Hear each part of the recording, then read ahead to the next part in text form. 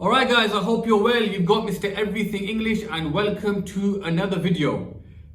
This is now officially the most requested video on my channel. Everyone's asking for English Language Paper 2, English Language Paper 2, English Language Paper 2. Now, I was supposed to do this after I did English Language Paper 1, but I just got a little bit sidetracked and I started making other videos. But now guys, we're gonna get this over and done with. I know it's mock exam season and you guys need this. So hopefully guys, within the next 3 to 4 weeks, I will have covered the entire English Language Paper 2 exam. Now, before I begin guys, as always, like the video, share the video and subscribe to the channel. It costs you absolutely nothing. Alright guys, let's begin.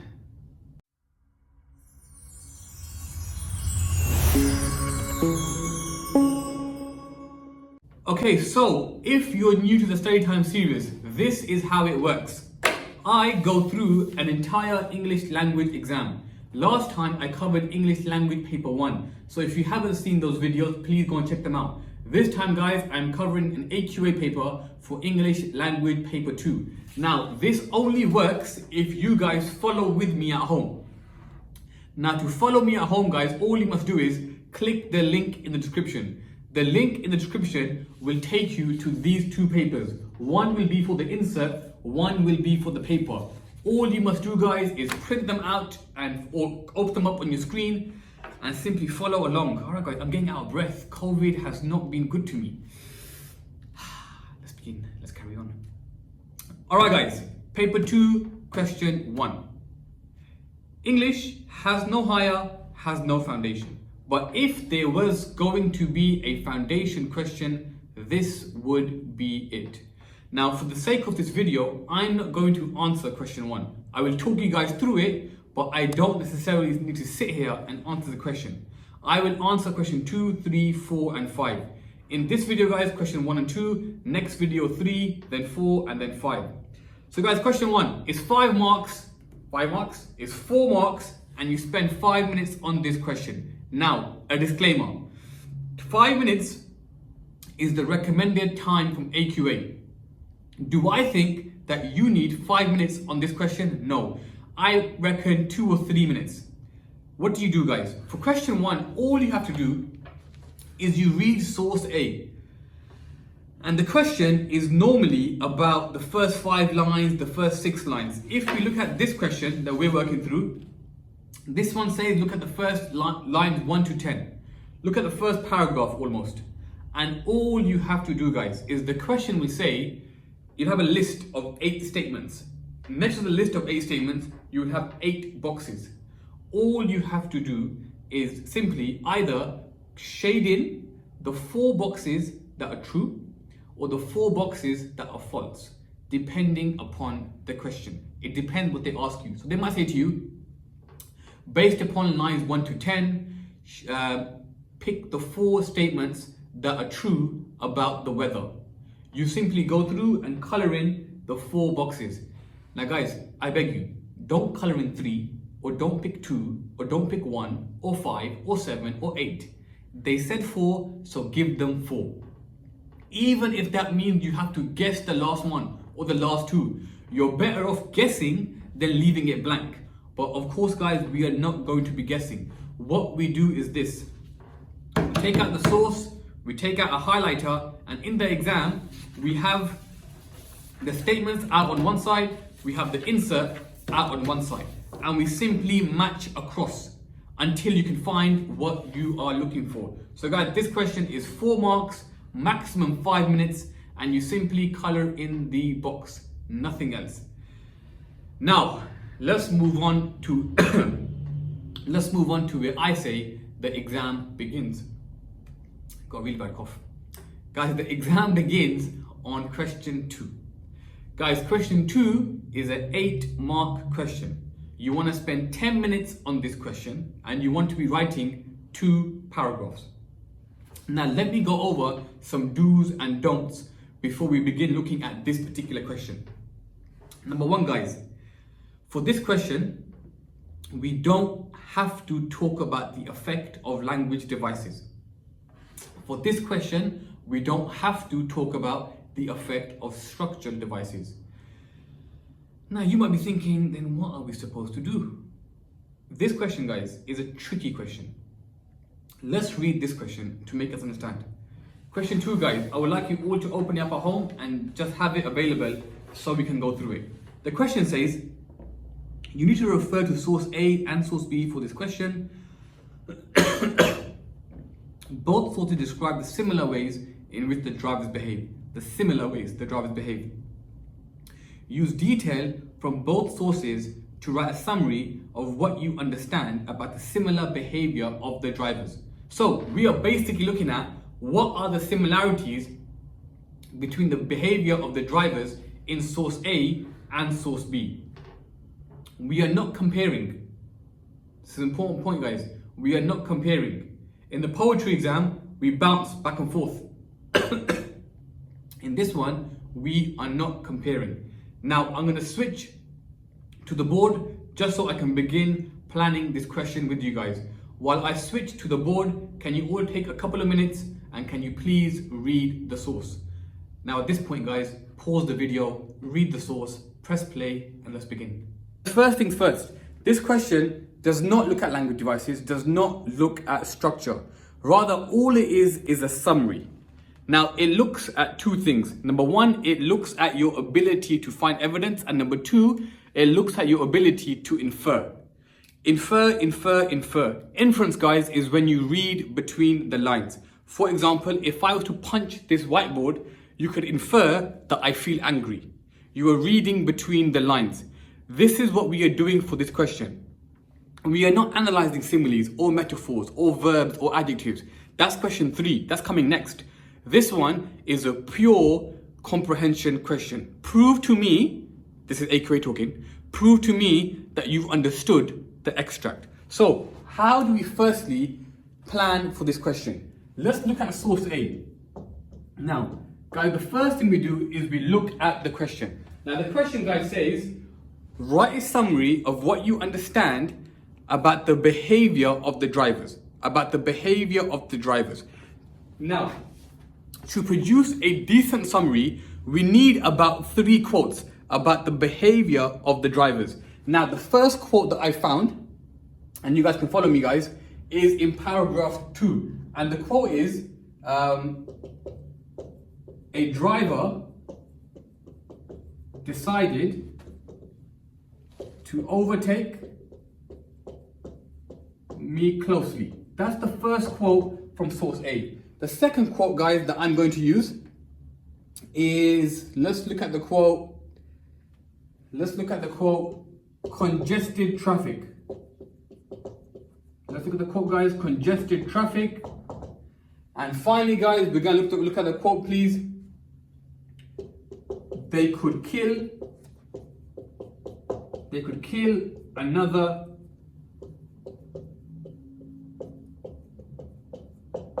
human being. These are the 3 quotes. Let me just put that camera down a little bit, guys. Guys, these are the 3 quotes that I will be using to analyze or to summarize source A. Number 1, a driver decided to overtake me closely. Number 2, there was congested traffic. And number 3, they could kill another human being. Now, why do I need 3 quotes in one paragraph? Because you can't write a summary by just mentioning one thing. If I said that this pen is blue, I've not summarized the pen. I've just made a simple point. If I said the pen is blue with a red label and white font, now I'm beginning to summarize how the pen looks. So we need 3 pieces of evidence. Now, how do you produce your paragraph? Guys, this is the structure of the paragraph. You begin with your point. As always, you begin with your point. Now, following on from your point, you have your evidence. And then we infer. We infer into the evidence. After doing it, so guys, after doing this once, our point remains the same. Because we're writing a summary. We can't write a summary if we have 5 different points, because you're doing different arguments. So we have one point. For example, our point could be, driving is really, really terrible. That's not going to be our point, but for example, our point could be driving is really, really terrible. Here's our 3 quotes to prove that driving is terrible. We give the first quote and then we infer. Then all we do, guys, is we give our second piece of evidence and then we infer again, and then we give our third piece of evidence and then we infer again. So that is almost going to be the structure of our paragraph. It's like a P. It's like a big long P, guys. Yeah, never ever forget that. It's point, evidence, infer, evidence, infer, evidence, infer. Now, what is the most important part of this paragraph? The most important part of the paragraph, guys, is the inference. The inference is where you will be showing the examiner what do you understand from this quote, from this quote, from this quote, and how do you link all of this back to your initial point. Let's build a point together now. Now, to build a point, we must go back to the question. The question says, write a summary of what you understand about the similar behavior of the drivers. So, whatever we say here, we're gonna say it for source B as well, because the behavior is similar. Now, based upon these quotes, guys, a driver overtook me, terrible traffic, and they could kill another human being. I'm gonna make a pretty basic point for now. When we write the paragraph, I'll improve it. Our point could be, guys, our point could be that the behavior of the drivers is extremely dangerous. And then we're gonna prove that with these 3 quotes. Once we've written this paragraph, then we will say, similarly, the behavior of the drivers in source B is extremely dangerous also. Point complete. And then we go through and we find our evidence. Now, guys, if you're at home, I would like you all to pause the video here. What I would like you to do is this. Spend 5 minutes looking at source B. Can you find 3 quotes that we can use from source B that present the drivers as dangerous also? So guys, pause the video and I'll catch you in a second. Okay guys, now while you guys did that, I sorted the camera out because I couldn't catch the word dangerous, and I went through the opening of the extract and I just simply was picking out random quotes that we can use for this particular answer. Now, what you should be doing at home, guys, is next to this source A, you should be writing down your 3 quotes that in source B we can use for danger. Now, I'm going to read out a few quotes that I found that we can use. On line 2, it says, it consists of chasing the lady who rides her bicycle. That presents the driving as dangerous because they are chasing down innocent ladies. Now, they're not really doing that, but that's how bad their driving is, that it feels as though they're being hunted. Second part, guys, it says on line 4, the prey of the handsome cabman. The word prey is very important. It's like they are in some kind of jungle and the drivers are hunting them. And the last one, guys, the stormy oceans of Sloane Street. Now, stormy oceans, guys, is implying that absolute chaos is taking place. Nothing is safe, nothing is normal. Now that can be source B. Same thing, guys, all we would do, our point would be the same. Our point is the same because it's a similarity. Evidence, evidence, evidence would be the 3 quotes that we picked from source B. It could be the 3 that I just read. And then we infer, infer, infer.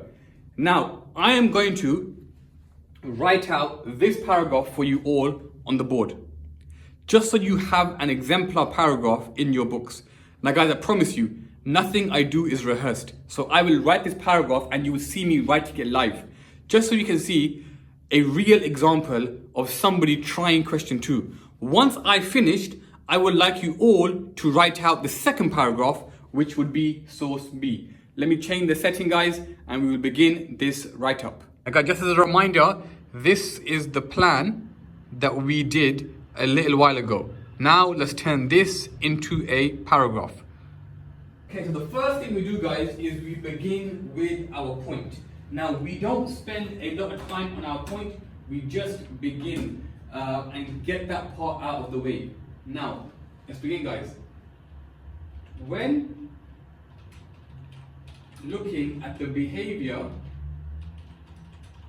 of the drivers, it is clear that they are extremely dangerous and a menace to society.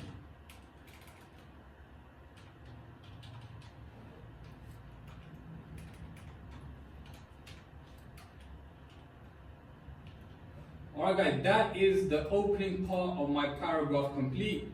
That is my point complete. Very simple, very straightforward.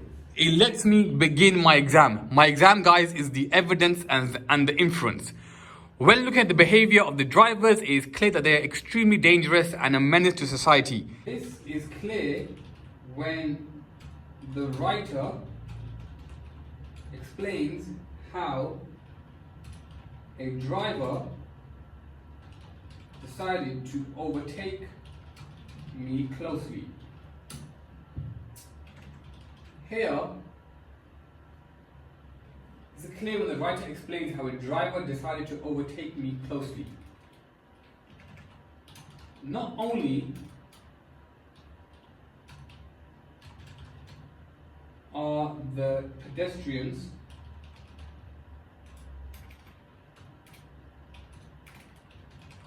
and the cyclists competing with the elements of nature, but it appears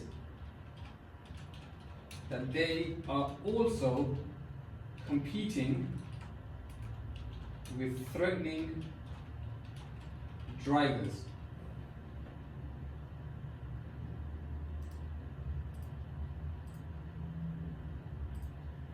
But it appears that they are also competing with threatening drivers who almost enjoy causing them to suffer. This is highlighted when we learn how they overtake, but do this with a minute gap. Furthermore, this danger is highlighted through the description of the traffic which is congested. The roads seem to be a prison. No escape, no mercy, no retreat. Rather, you are side by those who threaten your existence. Finally, this idea of the driving being dangerous peaks when death is brought into the discussion.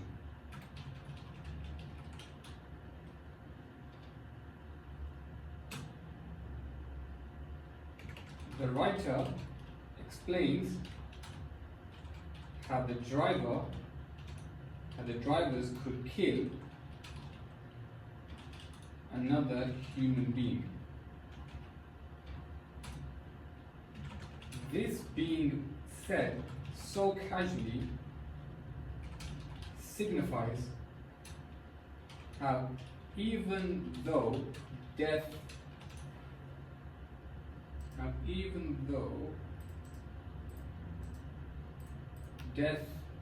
is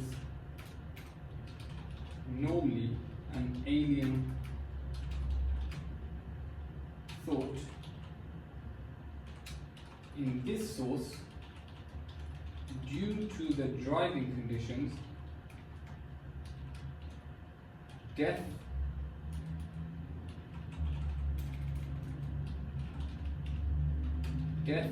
lives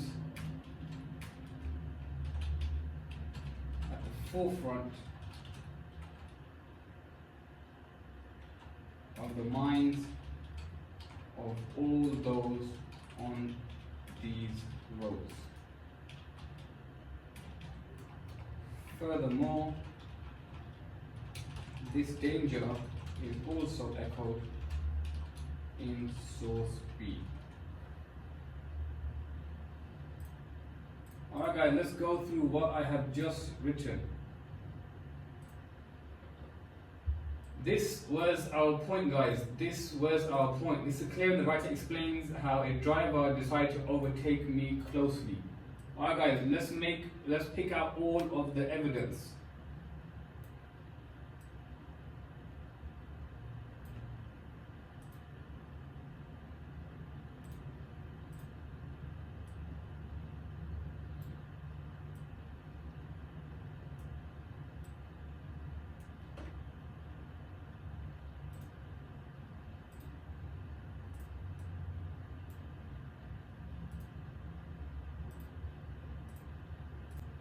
Okay guys, so let's read back the answer that I've written for source A. When looking at the behavior of the drivers, it is clear that they are extremely dangerous and a menace to society. That's my clear point. This is clear when the writer explains how a driver decided to overtake me closely. Now these are my three pieces of evidence.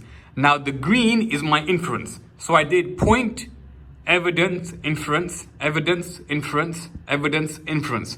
Now just by looking at my writing, you can see that the green, the inference, is the largest quantity. At least 90% of my paragraph is inference. And that's exactly what you are aiming for. Not once have I spoken about a language or a structural device. I've just inferred upon the evidence.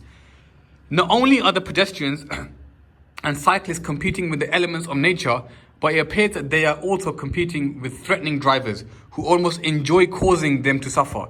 This is highlighted. Alright guys, this should be highlighted. This is highlighted when we learn how they overtake but do this with a minute gap.